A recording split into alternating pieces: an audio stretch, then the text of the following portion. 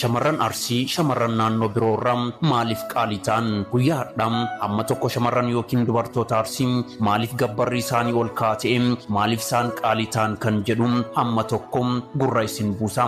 Dan namni tokko gaafa gabbaree horii baasee shamara takka fuudhee waan gabbaree horii baasee fi kabaja bulchiisaa fi haadha manaa isaatii fi abaatu addaadha. Kana jechuun wanti gatii guddaa itti baastee qaaliidha jechuudha. Inni biraa ammoo dhimma ulfinnaati. Akkuma jalqaba irratti isiniin jedhe namni shamarran Arsii fuudhee ulfinnaa fi kabajni mana isaa isa waliin seena. Akka shamarran Arsii dubartiin ulfinnaa fi kabaja bultii isheef qabdu hin jirtu yoon jedhe soba hin ta'u. Humnaa ol bultii ishee keessatti dhabdee yoo rakkatte tan obsitee teettu dubartii Arsiiti. Akkasumas rakkoo humnaa ol yoo ta'e malee iccitii manaa ishee baastee qaama sadaffaaf dabarsitee tan hin laanne dubartii Arsiiti. Safuu